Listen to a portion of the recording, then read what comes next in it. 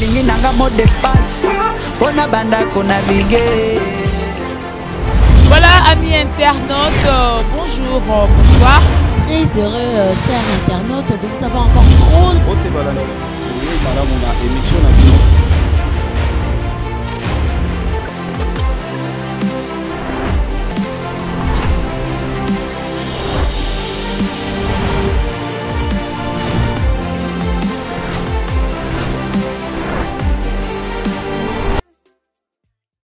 Voilà, Monsieur Chaka Congo, bonjour.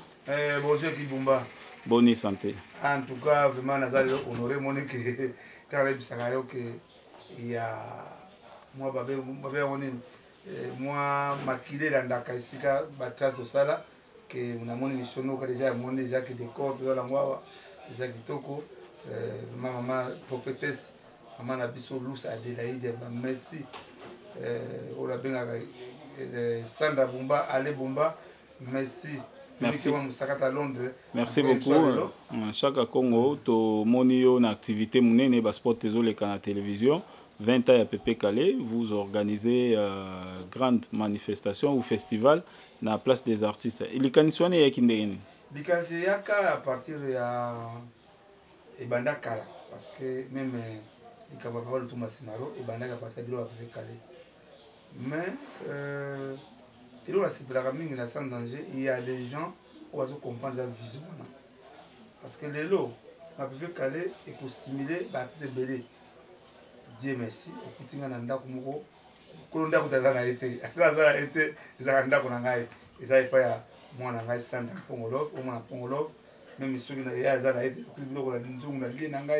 papa ah mais yo ogozo blo na nzungu te quand même. Non moi il y a bien excellence. Voilà, revenons à nos moutons. Wana sikoyo likanti uti na bino na artiste danger bo associé famille avant bo fongolango. Donc ça la constat que ba date ya artiste congolais et comme golimwa. À l'exception Sandra Pongo ou à bossa na kumba mama na été. Baza va mingi te ce de noms Madilou vraiment na moni vraiment qui a des gars n'engona tout ce jumpo des gars n'engona tout ce bah c'est belé parce que toi na ni répéto na ngo c'est danger un mémorial parce qu'un mémorial il y a on va charger si pas des artistes pour permettre nous on a ba date ça pour qu'il y a pas des artistes mais tu remarques que na li zo kende comme on va combattre ce bunga les fils au kanisa bango que ah mukolo Pépé Calais pourquoi ne tenez pas sur le mot des politiciens ba bossa na date bunga ku faté ba bossa date vous a ku faté mais pourquoi tu es artiste que mukolo bande ko so ba kenda tout ça on va parce que ba salle fêter en boka o ya ngomoni que désormais on lance un festival qui sera na occasion exemple il y a ba date commémorative exemple deuxième festival comme ça Pongolov, Abeti, Madilou, Sans Souci, Wendo, Grand Calais. Alors, il faut que nous messages même si vous avez au bagage, si vous avez un festival, la semaine jamais qu'il fallait tout un programme déjà et que nous avons misé nationaux. Alors, tout profiter que le coup a dit 20 années, parce que voilà, Pépé Calais a Koufa. Occasion comme tel ma casse mais ça la raté ça gagne baba le moi mon kemi na baba parce que se recueillir vraiment moi comme même ballon de lien qui tout ça au niveau du colo marqué va discuter que c'est qu'on est projet en retard tout ça n'a pas des artistes de 20 au 28 novembre le 21 au 28 il n'y a pas des artistes mais les grandes soirées ça sera au village Chetimba on te remettre le Pépé Calais et pas il Premier ministre tout candidat Zala parce que tout le monde va pas s'impliquer parce que le Seigneur papa le Sibalajou fait il va besoin papa le Tumba le naie d'ailleurs plus de l'on a pas ministre qui les armes à Simadia après la deuxième mise nationale et qui la mission nationale ça va permettre la chanson future même quoi là ça pas moi en Pongolo je crois c'est même édition Roya bah vous avez l'homme en Pongolo et qui n'a misé parce que misé et que Koufara tête génération tous on n'est pas Pépé Calais. Il n'était pas moi on a un fiston en pagne. On a bien badé chemise. Mais il a aussi Pépé Calais à sauter. Mais il a souvent dans les messages moi on a Pongolo moi na Sandra abomba biloko ya maman na ye na ba manuscrit so comprendre tala so comprendre donc ndemona il faut épaisse ba ndemousu ba artiste ba ne peut pourquoi biso ba ça testament mutu mu ba ça testament il faut yeba que non mo nga chako na kufa sabato na nga bo mutu simba ngo de ku na lingaka ekokende na mise nationale donc mais ça na histoire ya Congo ekotanga na Congo na ba Congolais. Ok, merci beaucoup. Histoire à Congo et tant à Congolais. Tout le monde au parler na festival. Oyo ezo suka na pepe kalete. Eza ilo mogo e otikala. Pour na artiste nyo surtout oyo batika biso pe ba o lobby bako kende. Eza la randeng wana continuel. Atayo soko zate. Mais oyebi ke festival eza ilo mo koute organisation makasi. Boso organiser nde nini pour na événement wana le 1er au 28. Activité nini eza na victoire. Non, la victoire en tout cas to sengi kaka. Ndenge to lobaki mais biso on a retard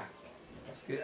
dans un projet minimum 4 mois 5 mois 6 mois on a beau réaliser le kona nzamba kusala et comment on monana mais aux allez très sûr c'est le 1er décembre na village Temba mais si ka komona ke quand même komona ba artiste to inviter bango boya ko sepela na biso elongo to kanisa pepe kale nayebi ke bakozala nayebi ke nzaba kosomokula yango ke na village Temba mais à la prochaine édition olobi wana parce que le festival la semaine jamais ça peut être institutionnalisé l'état qui prend le coin écoute à budget il y a ministère qui dit des arts et là que chaque année il y a un festival qui s'appelle la semaine jamais pourquoi vraiment que tout se contenter autres anango vraiment que tout le bâtir non en tout cas Dieu fera beaucoup de choses pour la Pepe Kale. Chaque Congo initiative kitoko oyo bosali mais ce qui n'est pas coïncidence et salemi na janvier artiste moko akufa na février artiste moko akufa na mars na avril ti na mois de décembre bosani chaque mois activité festival on est banda ozala vraiment que na yaka soso je crois Armel mobile ya mwana zo Sandra après ça idée wana idée wana to englober en tout cas des exemples le 1er août vraiment to on se peut ça le 1er août le 1er août là on peut englober tous les artistes on a Kolomoko il y a des artistes où ba les Pongolov on va vraiment ba ora bazali ba Pongolov ba Betty Masikini ba nani Papa Wemba sont prendre ba comme mine wana trop différencier bango mais en tout cas on sait la baka chaque le 1er août on a permettre de englober surtout parce que c'est tout ça sera difficile que les lots et puis caler l'eau Pongolov avec mais ça sera quand même comme il y a de noms pour exemple yo ça là que na hôtel du fleuve Congo jour de ça na Pongo à beta ba maman na yo zo que ils ont prendre si que on trouve na ba famille ba comprendre pas comprendre vision les hommes ont bon côté l'on ne les achète pas il y a un moment que les lots tu vois dans le cimetière il y a des tombes zangi ba nene tout temps en sengo d'angenda vraiment que ba comédie za poto na sengi bino vraiment nsengo d'angenda tsaka kuwa kwa za surtout nsengo d'angenda azana matiti mama monoko kutu ebunga nango moyo kutu na parole pas on nous permettre quand même que tu ça de la c'est mingi bande ça poto dona mobeti ato honorer mon père maloba tout le monde sous ba zaiko bazoko honorer ba ministère zaiko zoko pande ba tout le monde kozwa guwana que au vraiment de bakana pêcher la déserte guwana mamu zo ngwana ko honoraka ba artiste à part ça na soirée wana to ko remettre ba émission oya kubra ba artiste wa kufa ces années là ba émission oui chéri dia ba émission bele oyo kubra ba artiste ba loblaga ba artiste c'est ba artiste ba kenda parce que musique bani de loté oui musique bani de loté et bande barakala culture bani de loté to comédie bani de loté ba kuta bani de maboke de na peso tam so ça to passe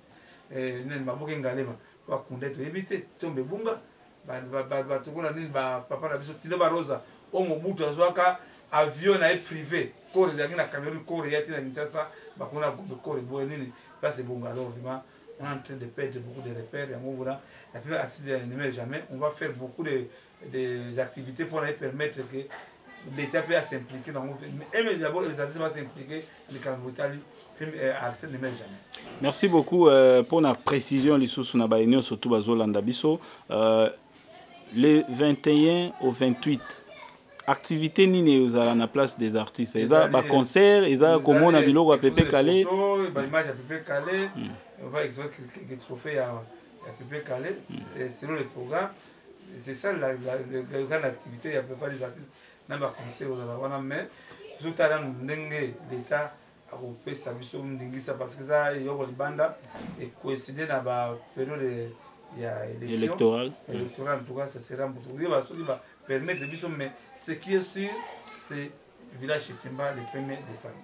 OK le loyo activité munene Pépé Calé azalaki un grand musicien banani oyo ba accompagner le roi ba musicien to banani oyo yo poussa na bango soli na bango le roi ba musicien pe ba oyo ba yambi na ba o ba yambi ote o bango nyonso to ba ko yamba ote. Vraiment que na remercier d'abord tous les artistes en tout cas basa d'accord les gens moké basa d'accord na projet wana c'était samedi Dani Bokombe lié tsunami oui Dani à 5 heures par où il y a fait la photo à 5 heures à ça la émission na moi ça Pépé Calé le temps que tu na moi ça Pépé Calé émission de présidence tu écoutes moi na Pépé Calé fisto ya mpanya alors que moi na Pépé Calé là tu faut profiter donc le papa na à ça témoignage ya Pépé Calé les tout comme attaquer kokati et pas Pépé quoi ya de mon abisso Fabrigas to komi kuna nani parce que Fabrigas ça me soit baraté azali musicien appelle un respect aïda ya banzembo na ye même tant ba karaka na jira kanyama amuna balindaka ye oui sur là oui même Fabrigas il m'accompagne dernièrement nani mabwa azoka faire ça la malade grave mais c'est monsieur atambusanga mais il a intervenu donc je suis à moi si à donc ma voix na le fond ah papa mais si la personne doit tenir qui sommes collant pas chaque tu vas ça faire ma caméra mais il est ce jour là je m'a fait ici qui n'a évité sur balai qui a juste un succès donc qui dit à moi la fissure un peu la forme la fissure à côté alors vraiment que j'étais très étonné que même portier a Fabrice a bingate aibiote aibiote ndene oui aibiote yo nani mais batu nyonso bakoyeba ote quand même non je comprends le comment la zone regretter na ba portier o ba s'appeler ba artiste ceux qui ba kongo dia mbongo ba artiste pour musala art donc ngana zali mwana musala oyo so likambo zali to bengaka bakonzi to sala kanini boye pona bayeba na plus exemple ya Fabrica ça musala pona de même voix même nga edanga na même j'avais promis la maison la landa Fabrica c'était na fiki dans avec des concerts tant que vous avez un bureau de induire ba artiste na ils ont parce que faut Fabrica c'est un peu connaître respect il pourrait se comporter de cette manière-là. En bref, on a mon fils Abimi, qui habite patron Azate, bon, tout le monde Mutuka, donc il a ici Dani, habite Bazalaki, à moi qui s'est négré, tout qui n'est pas à la sol de la forêt, comme pour la monnaie battue, il va la qui on a, parce qu'on a la côte, Dani à côté, quand il avait Dani. Monique tout se plein d'été moi respect tande okutingawa na ndako ya mwana na Sandra yazate tamuswa kuya mais awa même soki na ayebi ya bien excellence pourquoi même boba ne Armel Bonseni tout tambo bisike belé pona kopesa lokuma pour yango to kusala tout que ko yebisa ba congolais bazo de ça na zeta la rité parce que nani équipe donc na bandaka loba ke nani ezaka deux familles akumisaka zawo rasona kina pala ile kwa ndako na ngai na ndako pa Sandra kwa ndako na ngai ngala kina pala bangote ici chez moi parce qu'on peut que c'est la famille mais to senga l'artiste ce commun d'exemple sport mo la sport ya Pépé Calé et les gars partout dans la télévision ah tant vous voyez pour les gars ver la biso mais non la équipe bateau la biso l'organisation ça demande des moyens vous trouvez moyens il faut des invitation il faut to imprimer badge oyo bakoya kuna bakolia nini bakomela nini. Les artistes doivent donner un exemple. Tel artiste a eu charge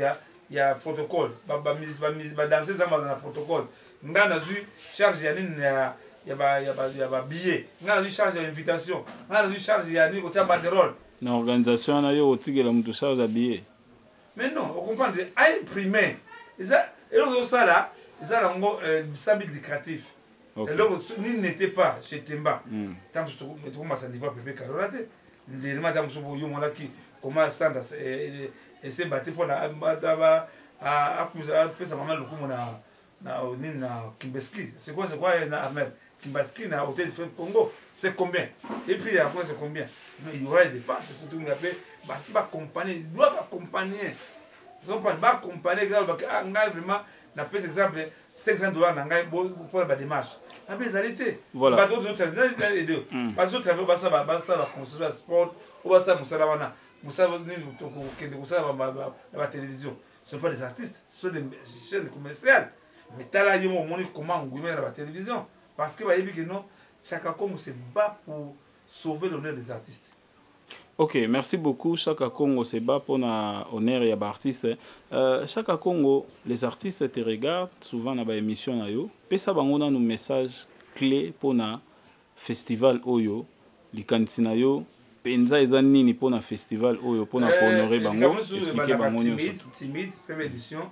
Nous sommes ouverts à la hâte. Mais vraiment, l'événement sera là. La place est déjà ozo kanisa nini pona même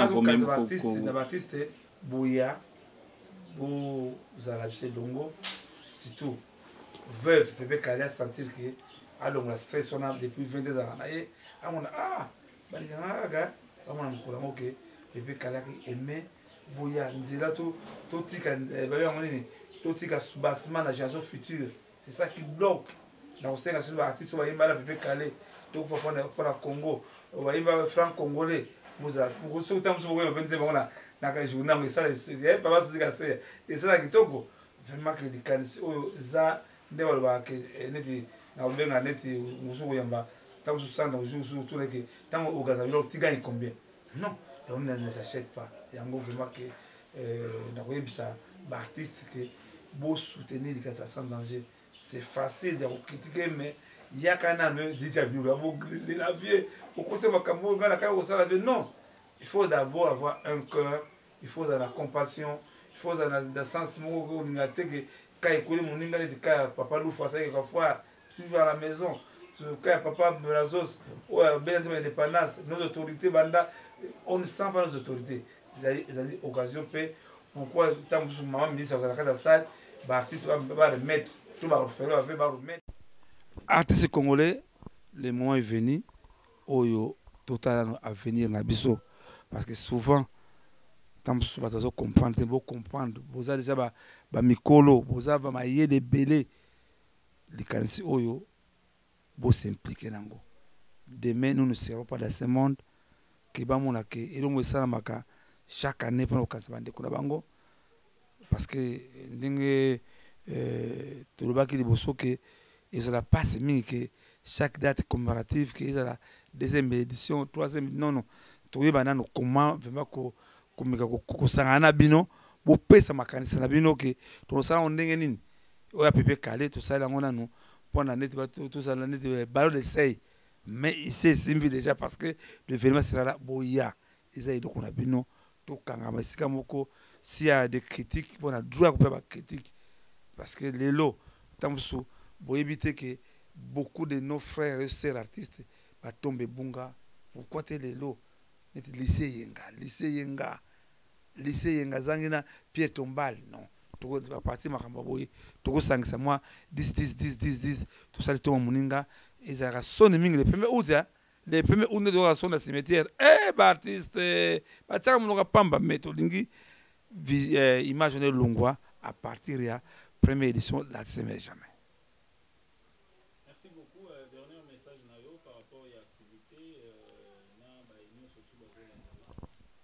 Vraiment, ça demande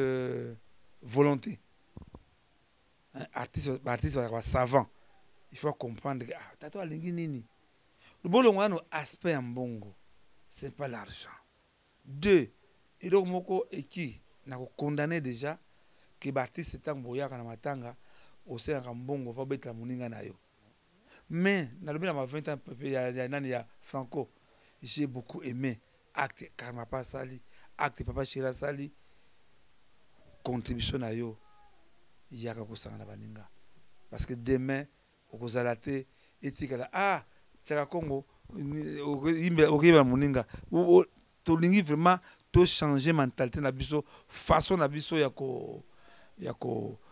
kendanga na bamula ka atisoka yeba moni mbongo non to na isa mbongo l'on ne s'achète pas hein bamuli babasa ne s'achète pas.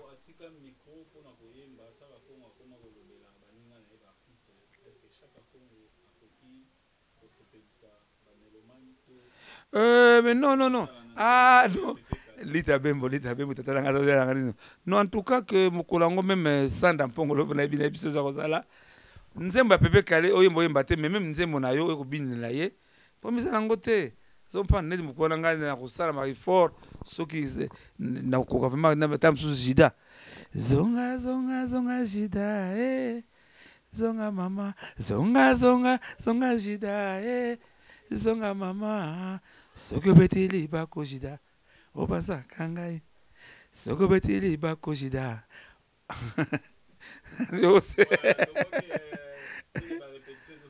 Non, en tout cas vraiment que ba surprise ozala en tout cas vraiment que eloko ka nzambe na pesi mama Paulina Londokisi moi ça pepe kala en tout cas merci maman ceux qui ba venir bazala kola yo nde tout le monde a passé mingité vraiment merci vraiment que na ba artiste ne surtout o vraiment bandimi ko kuba so ko benga binga fala sala vona que tout le monde stimuler les artistes même qui était na poto et comme kende partout que tout bo sabande ko en tout cas et c'est on ça nango pour la première festival oui Papitex sera là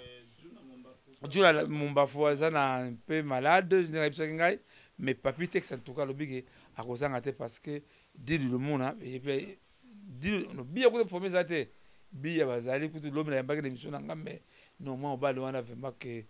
il incarne vraiment Pepe Calais chant vraiment découvrir là j'ai participé monsieur on demande que Pepe Calais a confité voilà c'est jamais Bia en tout cas merci mais golo fombo to remercier les produits les plus de la diaspora Gilles Tsana o amena ki baptiste na Japon même ngala la ki parmi la liste on a mis la vision la créé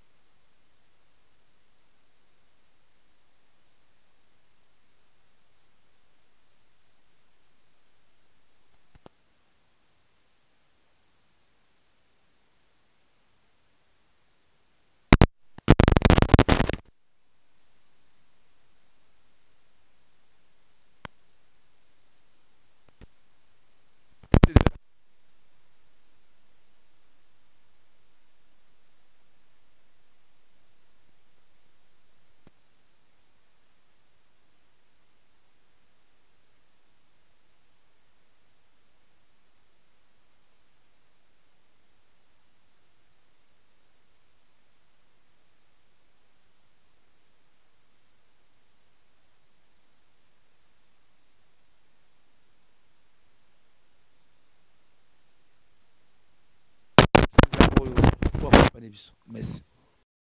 Nalingi nanga mot de passe, ona banda kona bigé. Voilà, amis internautes, bonjour, bonsoir. Très heureux, chers internautes, de vous avoir encore trop. Émission